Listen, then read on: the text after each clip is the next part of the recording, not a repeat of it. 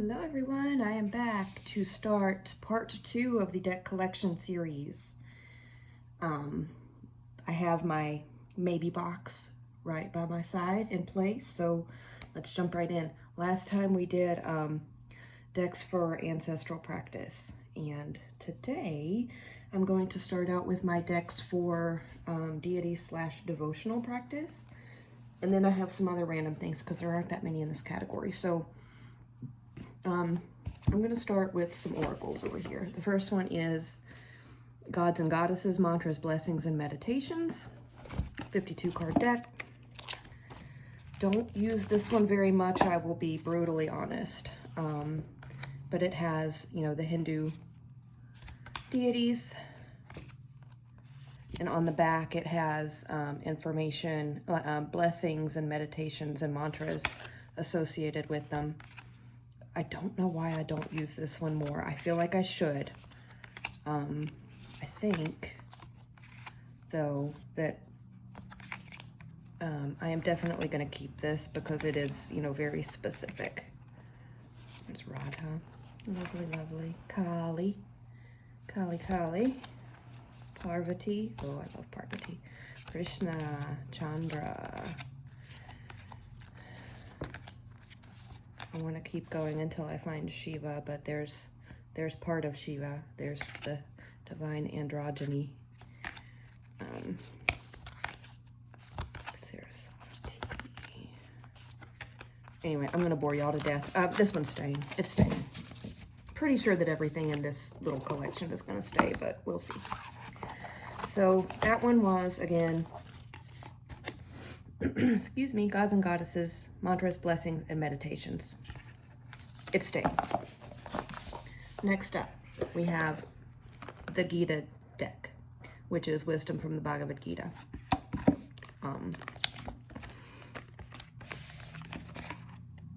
Yeah, this one, very similar in theme.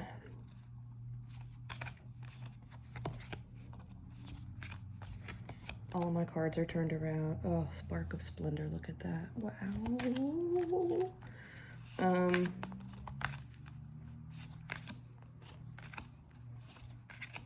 Yeah, oh, there's Shiva and Parvati. I'm not crazy about some of the titles on this one. The artwork I like. Luckily, I do know the Gita and the larger Mahabharata pretty well. To be able to hit this one a little bit more intuitively. So I think, so it's gonna stay. I mean, it's gonna stay, but I need to think about how to work with this one better. Anyway, again, I'm not gonna bore y'all because I know these decks probably don't have mass appeal, so I don't know that people really want to look through them, but it's staying. Next up, the Collier Oracle. This one, I'm surprised that this one has as much mass appeal as it does, as specific as it is. I have the full-size version. This one actually is probably my least favorite to work with out of this because I think they could have done different. I think the creator could have done something very different with this oracle, but I do like it, and if you know, yeah. But anyway, I'm going to keep it because, I mean, the artwork on this thing is stunning. But the thing is, again, like, I think, for one thing, the titles don't do much for you without the guidebook, right? Which is fine for me because, you know, again, I can, with this subject matter, I can get, you know, what I need from this, but anyway, yeah, again, this one has more mass appeal, which kind of surprises me, honestly. Surprised so many people have so many deep feels about this, but I think it's awesome. So that's staying. There are only 3 more in this collection. I'm going to go pretty quickly. This is actually one of my favorite ones. It's the Sacred Mysteries Chakra Oracle. I've got to get this into a bag because this box situation is just ridiculous. I don't know why this book is, I mean, I love the book. The book is really nice. But it's huge. It's like really tall. And then the cards are tiny. The cards are like regular, close to being like standard tarot size. So this is I'm gonna have to get the book onto the regular shelf and get a bag for the cards because they're tiny. I really, really, really like this one. So this one's definitely staying. Of all of the oracles in this grouping, there is a tarot coming up. This one is the one that I like the best. It's really good. The titles or keywords are they're not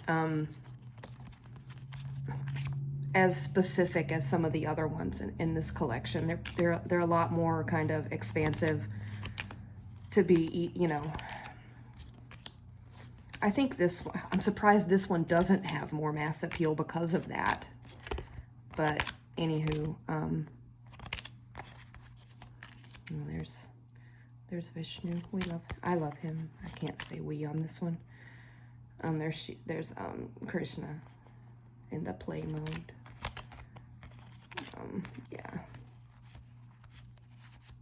Yeah, that one's staying. But I'm gonna have to do something with the packaging situation on this one for sure. Thanks for bearing with me through this little mini part of the collection that I know probably isn't of interest to most people. The next one I think is one that most people more people are probably likely to have heard of. It's the Yogic Path by Sahara Rose. This one is really beautiful. But again, the box situation, this big box needs to go because they do come in a smaller box underneath. The book is really good on this one. Oh, I just realized I have some other things pulled out that this is beautiful with. This is wonderful. I haven't pulled this one out in a while, and I'm kind of kicking myself as I'm going through these. This one's gorgeous, and it's really, really good to work with. I like pairing this with the Danielle Noel decks, which we're going to see here in a bit. But yeah, this one is really good. There's Kali. Where's Shiva? I want to find Shiva. Kundalini, Ganeshi, Radha, Brahma, Krishna. There's Shiva. There's my Shiva. Okay. Yeah, this one I think is definitely staying, and I also think it's staying out on the table because I want to use this later today. The box situation, again, something's got to happen here. So that was Yogic Path by Sahara Rose, definitely staying in the collection. So the last deck that I have that's part of this collection is probably going to make people go, what? But it is what it is. It is what it is, and it's the Pagan Otherworlds, which has nothing to do with the culture behind those other ones, but I don't know how to explain this. It doesn't make sense to me either. But when I first got this deck, like I didn't expect it to be part of this practice, but it very quickly was like, this is what I'm here for. So I'm not going to argue with it. There was a whole moment with the Knight of Cups in this one. Yeah, there. Oh, and the wand suit in this one. The wand suit in this one is like way way deep into this part of the practice. Yeah, we've all seen the Pagan Otherworlds. Why am I like deep flipping this? So, I mean, this is definitely staying. It's not going anywhere. Let me put this back. I made a little bag for this one. So because I was always scared I was going to break the pretty little tuck box and destroy it. So, okay, so those are all staying. Shocker. Now let's start going through some random ones that I have over here. Again, I'm going to try and keep each of these collection video segments to about 30 minutes. And this one might actually run short of that, so we'll see. Next up, we have the Danielle Noel decks that I have. This was my first one, the OG original Moonchild.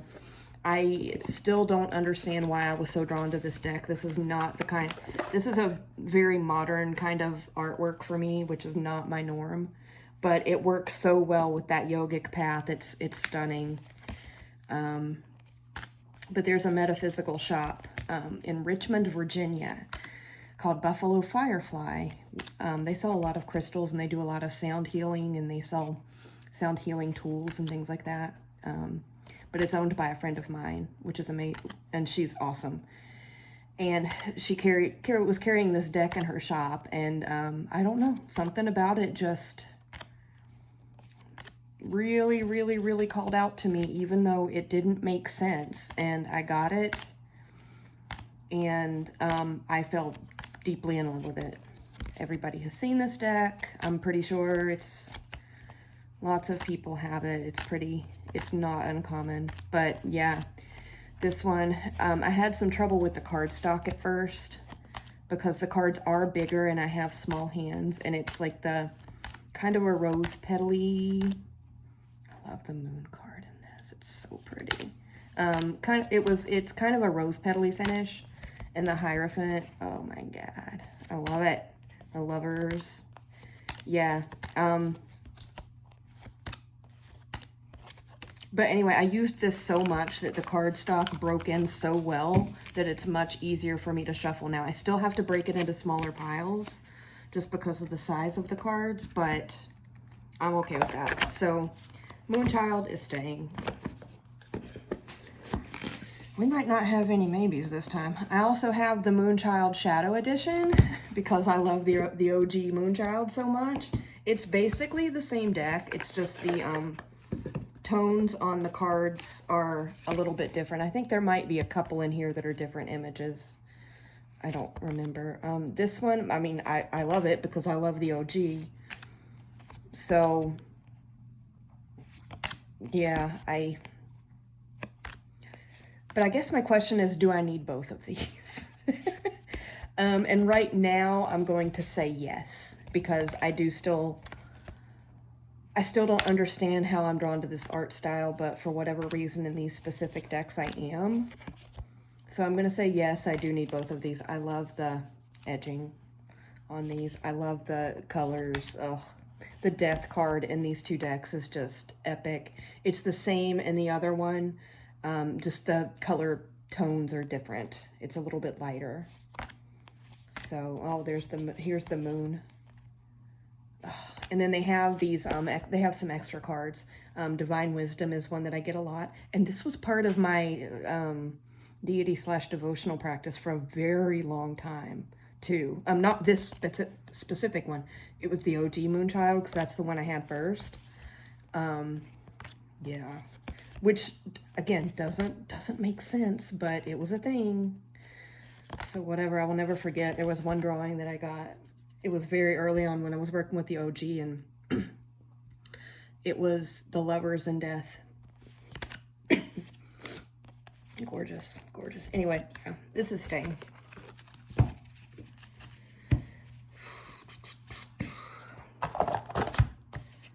Okay, next up is the last Danielle Noel deck that I have. It's the Star Child. I got this one quite a bit later from the same shop.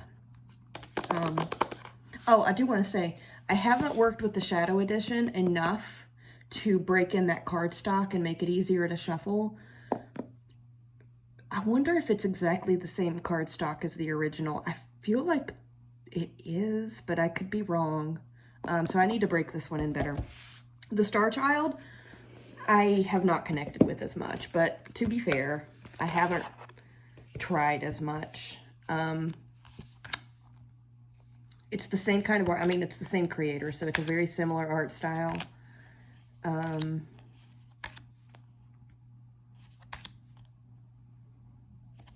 That reminds me of Daenerys from Game of Thrones.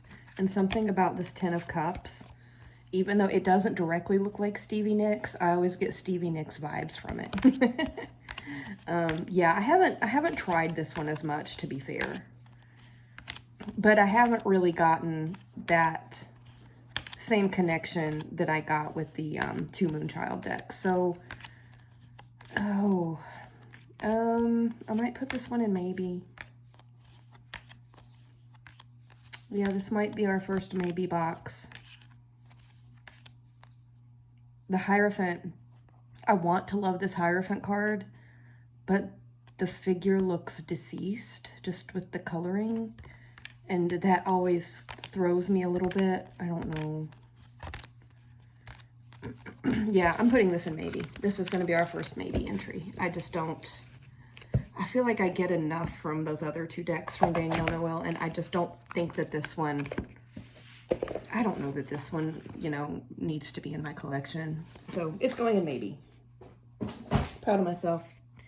Okay, up next I have some kind of random ones. I do have a couple here that go with a kind of a micro practice, if that makes any sense. I like these guys for elemental check-ins, which I did a video on once. This is the Elemental Power Tarot by Melinda Lee Holm. It's mass market. When I first got this deck, I was just like, what? What did I do? It was one of those where I bought it in a bookshop, in a bookstore. And so the only pictures on the box were of the major arcana, which is amazing. Yeah. But I'll tell you, this deck has grown on me. I actually love this one. So, I mean, these are what the minors look like. They're pips. I don't have a problem reading pip cards. I really don't. But the courts are difficult because they don't list which rank of the court it is. So you have to be able to look at the shape of the crown and tell. And that's not always very easy. Not always very easy to do. But other than that, I actually really do. I came to terms with it, let's say. I came to terms with it in a big way. And this moon card is gorgeous.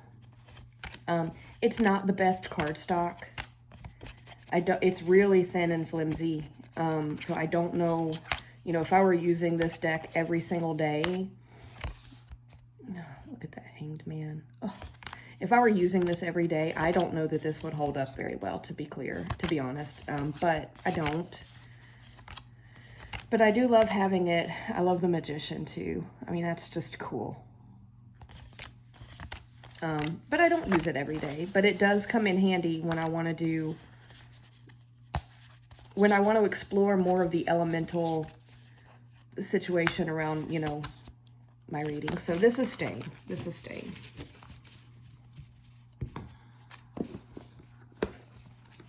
Let's get this put away.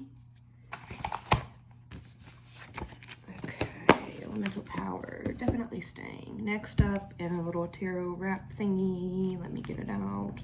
This is my Tempest Tarot. This one is water meets air for sure. It's like storm energy for me, and I love this. This is also like a... It's very good at like, because it's so stark and it really doesn't have a ton of color in it. This is actually good outside of that little micro practice of elemental check-ins because it's just a really good reader. And again, Queen of Swords. I love her.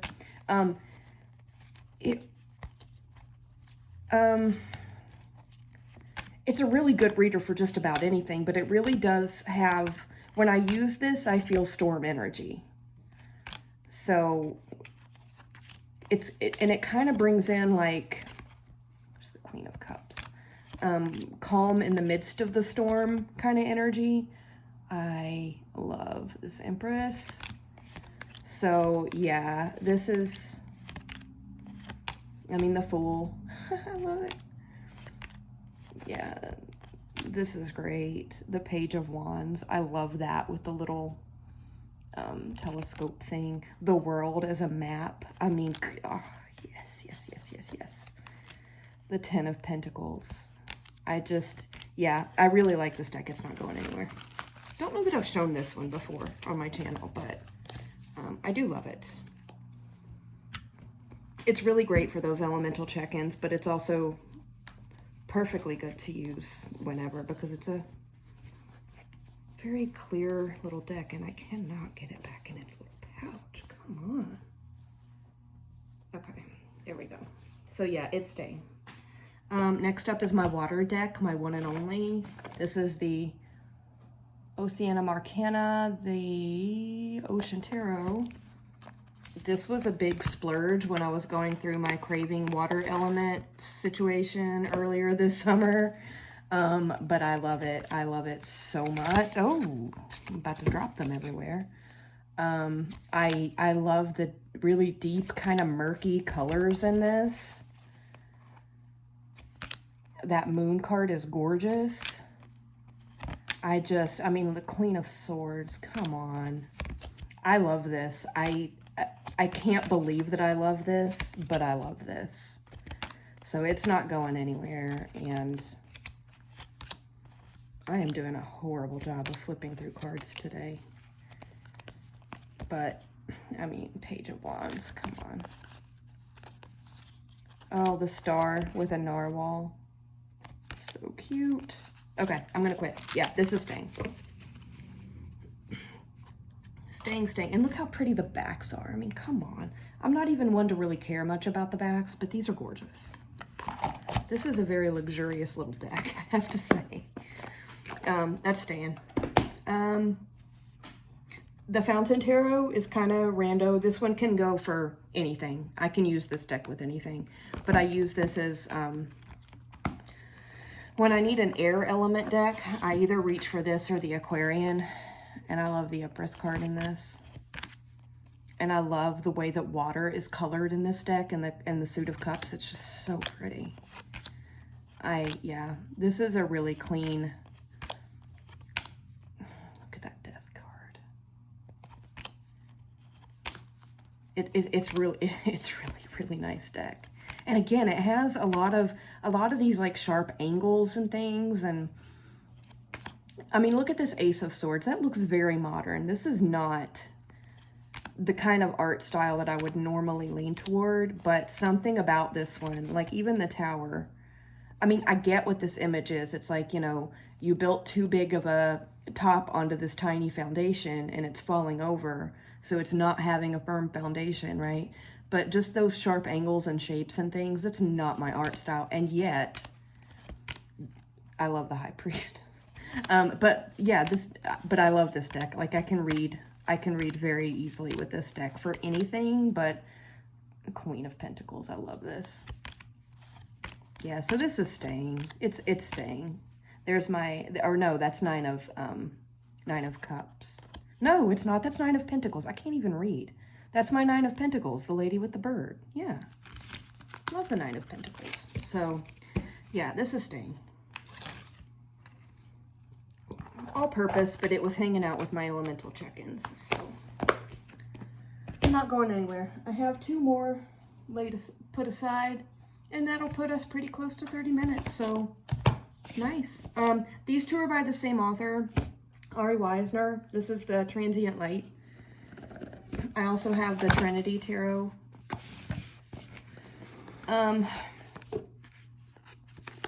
Yeah, these are, I like these decks. I like both of these decks. But I think, again, I'm in a place where, do I need both of these?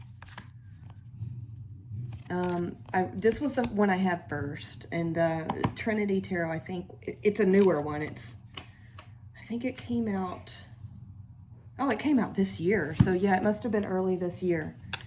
But I got it because I love the Transient Light so much. I love this Magician card.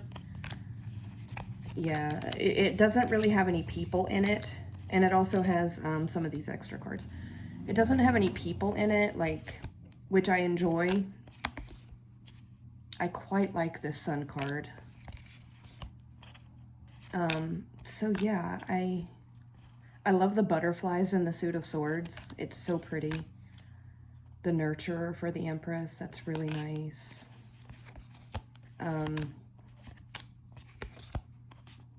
Yeah, it's just so, I mean, like, you know, 5 of Pentacles, right? You've got like this broken necklace with the pearls, you know, dropping around and rolling around, and then the pentacles that had been strung on the same cord. I mean, with no people in like a scenic illustration, this makes total sense for the 5 of coins, right? the Apprentice of Swords. I mean, it's just... There's my 9. There's my 9. Even without a person, I love it. There's no bird, but there are butterflies. I can handle that. Yeah, this isn't going any. I'm keeping this one, so which means that now I need to decide if I want to keep the Trinity Tarot. And I'm torn because already, even as I'm putting this one back in the box, the size of these cards, the length is a little bit big for me to shuffle comfortably, which is another reason that I really like this one. But I like kind of the craft paper colored backgrounds on the Transient light, whereas this one's like stark white with the same concept. Not a ton of people in the cards. There are more, but they're like line drawings. Let me see if I can find some of them. They're square cards, and they're much smaller. I don't mind the square. I know there are like some people outlines in some of these. Yeah, like there's a human hand. 10 of Pentacles. But I mean, this magician is really good too, but I like the one in Transient Light better. There's another hand. Same concept with the 5 of Pentacles, the broken necklace. Another human hand. There's some eyes, so like that's a thing. I know there's at least one card that has like the outline of a human head. I'm not finding it right now, but